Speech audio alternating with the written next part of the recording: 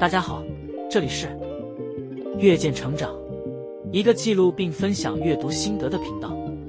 如果你有觉得值得一看的好书，欢迎留言告诉我。那么，我们开始吧。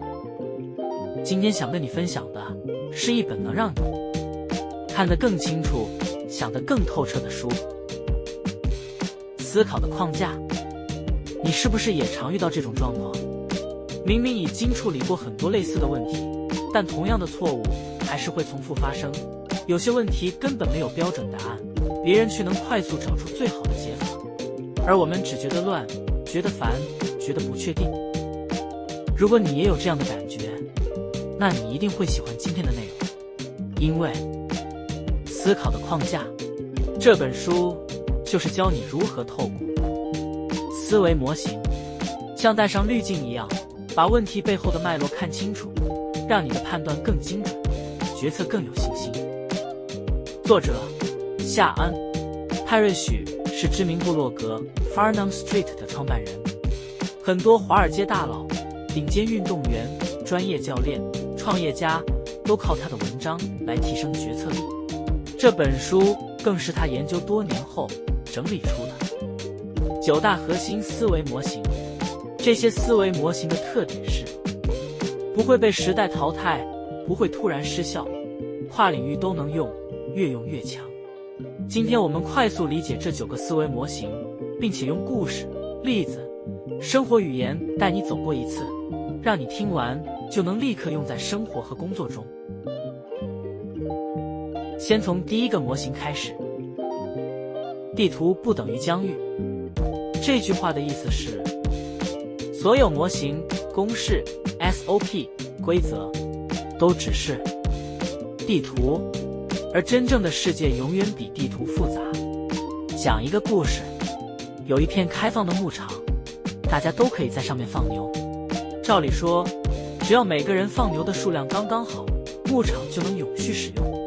这就是地图，想得很美好，很理想，但实际上会怎样？每个人都想多放几只牛，因为收益是自己的，而牧场变糟的成本是大家一起承担。最后的结果就是牧场被放爆了。这就是经典的公有地悲剧。所以作者提醒我们，模型可以用，但不能盲信。你要一边参考地图，一边看路况。生活中也一样， KPI 是地图，市场是真实，商业计划书是地图，顾客反应是真实，教科书是地图，实际操作是真实。会成功的人都是看地图也看风景的人。接着第二个思维模型叫能力圈，意思是你要知道哪些事情你真的懂，哪些事情你只是以为自己懂。查理·蒙格常说，最重要的不是你多聪明，而是你知道自己在哪里愚蠢。举个例子，如果你第一次要爬圣母峰，最聪明的选择是什么？不是狂看 YouTube 买最贵的装备，而是找雪巴人带你上山，因为你根本不知道自己不知道什么。雪巴人一辈子都在那里，他们知道风向、冰裂、地形、节奏，这些是你看什么书都学不来的。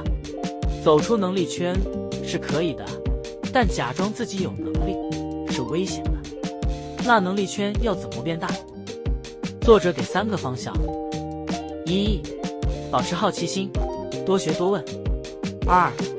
从过往经验找出自己真正会什么； 3. 靠反馈修正自己的盲点。总结一句话，人生很多痛苦都来自于不自知。3. 第一性原理，把问题拆到最底层。这是很多人都听过的概念，尤其伊隆·马斯克最常讲。第一性原理就是把问题拆到最基本、最基础的事实，把所有习惯、传统、假设都拿掉，再重新思考。讲一个超好懂的例子，美国动物科学家 Temple Grandin 在研究牛只运送时，发现牛不喜欢走直线的通道。大家都觉得直线比较快，比较简单，这是理所当然。但他问了自己，牛真正在乎的是什么？答案很单纯，少压力。于是他把通道设成弧形，结果牛真的比较愿意走，效率更高。后来还成为全球牧场的标准设计。所以关键不是通道直线还是弯曲，而是牛的本能是什么？第一性原理就是这种思考方式。生活中很多问题，你也可以用这种方式拆。减肥的本质是什么？成长的本质是什么？做生意的本质是什么？当你找到本质，策略就会发展出来。第4个模型叫思想实验。我们每天都在做这件事，只是你没发现。比如我问你，若詹姆斯跟伍迪·艾伦打一场篮球比赛，谁会赢？你一定不用想太久就能回答。这就是思想实验。你不用真的办一场比赛，光靠大脑就能模拟、比较、推演，找出方向。思想实验的流程很简单：1. 提出问题； 2. 收集背景； 3. 做假设； 4. 在脑海里模拟； 5. 调整假设； 6. 找到最合理的结论。这不是瞎想，而是有规则、有逻辑的内部推演。先在脑中摔倒100次，之后才不会真的摔倒。这就是思想实验的强大之处。第5个模型非常重要，2阶思维。它提醒我们，不要只看行动的第一层效果，要看到第2层、第3层。很多灾难都源自于没有2阶思维。最经典的例子就是印度眼镜蛇事件。英国政府想减少蛇的数量，于是宣布每抓到1条，政府给奖金。民众乍听之下觉得不错，但没想到当地人开始养蛇，越养越多，越换越多奖金。政府后来终于发现这问题，下令停止，但养蛇的人只好把蛇全部放掉，蛇的数量比原本更多。这就是典型的只看眼前。2阶思维提醒我们，做决策前先问自己接下来会怎样，你就能立刻比大多数人更聪明。第6个模型叫概率思维。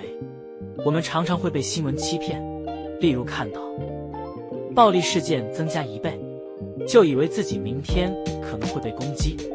但你如果知道去年发生的几率只有1/1000，即使翻倍也只是2/1000，差1倍但仍然很低。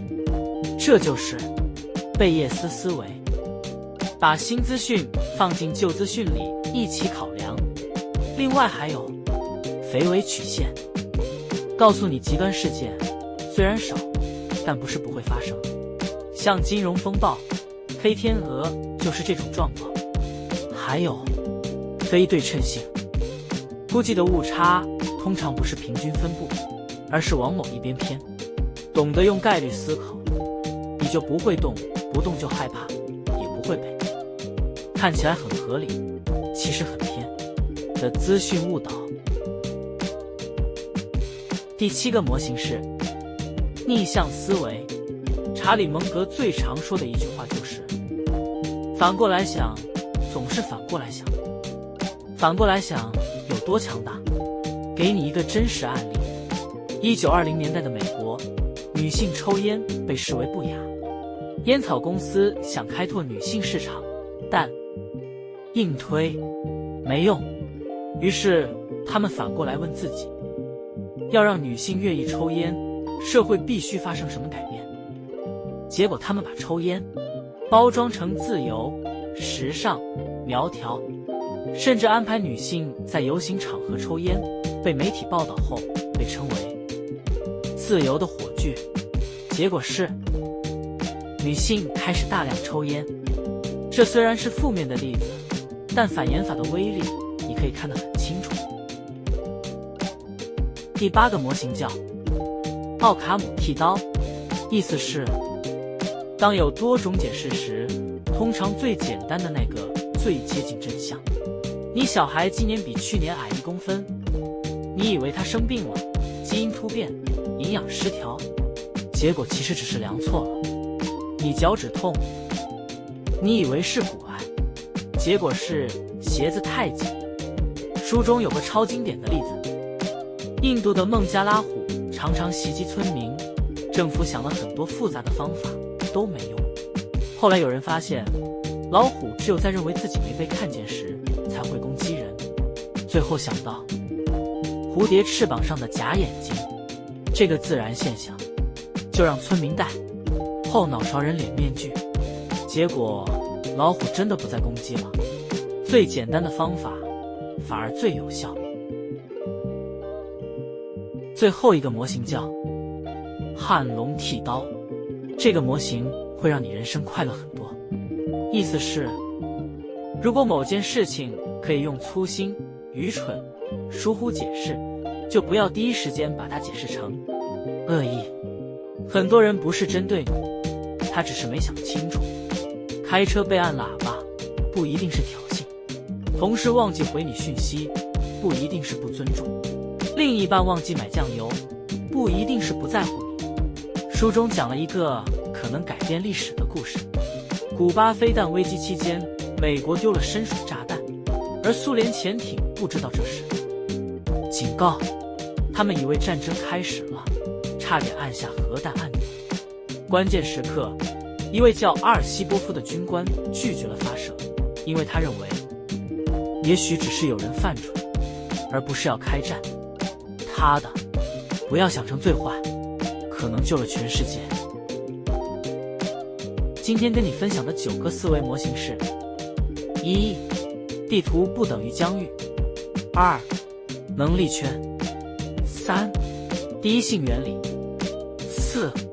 思想实验； 5. 二阶思维； 6. 几率思维； 7.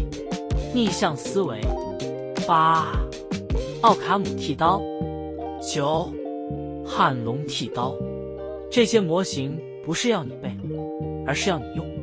用久了，你看事情的角度会变清楚、变立体、变深，你会更少盲点，更少情绪化反应，更快抓到问题核心，也更会做决策。查理·蒙格说，一个人只要掌握几十个可靠的思维模型，他就能理解世界上90%的事情。希望今天的分享能让你在人生的迷雾中多一盏思考的灯。